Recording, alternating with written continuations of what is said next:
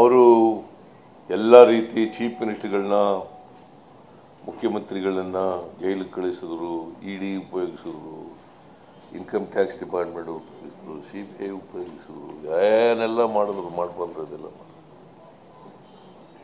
ಎದುರಿಸಿದ್ರು, ಬೆದರಿಸಿದ್ರು, ಜೈಲಿಗೆ ಕಳಿಸ್ತಕ್ಕಂಥ ಕೆಲಸ ಮಾಡಿದ್ರು. ಕೋಮುವಾದದ ಮೇಲೆ, ಧರ್ಮದ ಆಧಾರದ ಮೇಲೆ ವೋಟ್ ಕೇಳಲಿಕ್ಕೆ ಪ್ರಾರಂಭ ಮಾಡಿದ್ರು, ಜಾತಿ ಆಧಾರದ ಮೇಲೆ ವೋಟ್ ಕೇಳಲಿಕ್ಕೆ ಪ್ರಾರಂಭ ಮಾಡಿದ್ರು. As A matter of fact ನಿಮ್ಗೆ ಅಯೋಧ್ಯೆಯಲ್ಲಿ ಇವರು ಗೆದ್ದಿರೋದು ಯಾರು? ಸಮಾಜವಾದಿ ಪಾರ್ಟಿ ಗೆದ್ದಿರೋದು. ಅಯೋಧ್ಯೆ ಇವರೊಬ್ಬರೇ ಹೋಗಿ ಪೂಜೆ ಮಾಡಿದ್ರಲ್ಲ, ಇವರು ಮತ್ತೆ ಯಾರವರು ಯೋಗಿ ಇಲ್ಲ, ಅವನು ಕರ್ಕೊಂಡು ಹೋಗಿಲ್ಲ. RSS ನ ಮೋಹನ್ ಭಾಗವತ್ ಏನು ಇವರೇ ಇದು ಮಾಡ್ತಾ ಇದ್ರಲ್ಲ, ಅಲ್ಲಿ ಬಿಜೆಪಿ ಅಭ್ಯರ್ಥಿ ಸೋತಿದ್ದಾರೆ. ಲಲ್ಲೂ ಸಿಂಗ್ ಅಂತ ಇರ್ತಿದ್ರು ಒಬ್ರು ಬಿಜೆಪಿ ಅವರು.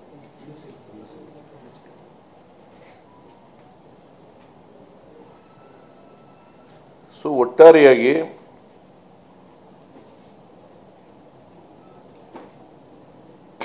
ಬಿಜೆಪಿಗೆ ನನ್ನ ಪ್ರಕಾರ ದೊಡ್ಡ ಹಿನ್ನಡೆಯಾಗಿದೆ.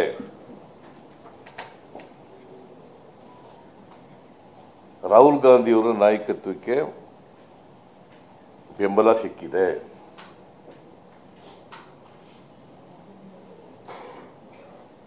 ಅವರು ಮಾಡಿದಂಥ ಪಾದಯಾತ್ರೆ, ರಥಯಾತ್ರೆ,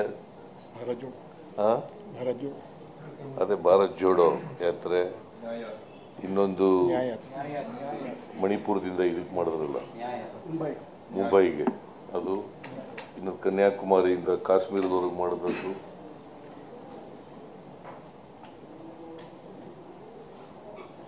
ಹಾಗಾಗಿನೇ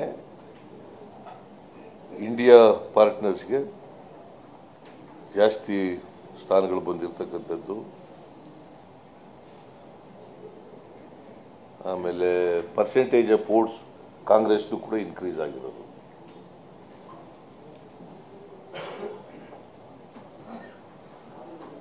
ನಾನು ರಾಜೀವ್ ಗಾಂಧಿ ಅವರಿಗೆ, ರಾಹುಲ್ ಗಾಂಧಿ ಅವರಿಗೆ ವೈಯಕ್ತಿಕವಾಗಿ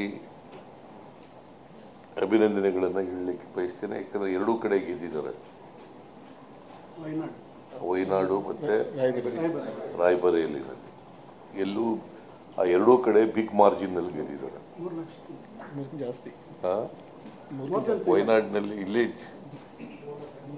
ನನಗೆ ಮರ್ತುಬಿಟ್ಟು ಎಷ್ಟು ಅಂತ ಕೇಳಲಿಲ್ಲ, ಬಟ್ 2 ಲಕ್ಷಕ್ಕಿಂತ ಜಾಸ್ತಿ ಗೆದ್ದಿದ್ದಾರೆ.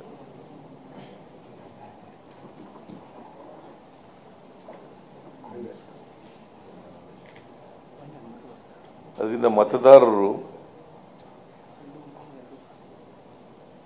ಯಾಕಂದರೆ ರಾಹುಲ್ ಗಾಂಧಿಯವರು ಬಹಳ ಸ್ಪಷ್ಟವಾಗಿ ಪ್ರಜಾಪ್ರಭುತ್ವ ಉಳಿಸಿ, ಸಂವಿಧಾನ ಉಳಿಸಿ ಅಂತೇಳಿ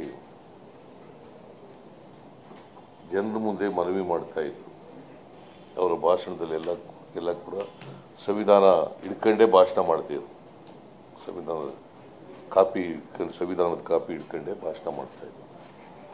ಸಂವಿಧಾನ ಉಳಿಸಿ, ಪ್ರಜಾಪ್ರಭುತ್ವ ಉಳಿಸಿ, ದೇಶದಲ್ಲಿ ಸಂವಿಧಾನ ಸಾಮರಸ್ಯ ಕಾಪಾಡಿ ಅಂತೆಲ್ಲ ಹೇಳ್ತಾ ಇದ್ರು. ಸೊ ಸೆಕ್ಯುಲರಿಸಮ್ ಮೇಲೆ ವೋಟ್ ಕೇಳ್ತಾ ಇದ್ರು ಜನ. ಈ ದೇಶದ ಜನ ಪ್ರಜಾಪ್ರಭುತ್ವ ಉಳಿಸಲಿಕ್ಕೆ, ಸಂವಿಧಾನ ಉಳಿಸಲಿಕ್ಕೆ ಮತದಾನವನ್ನು ಮಾಡಿದ್ದಾರೆ.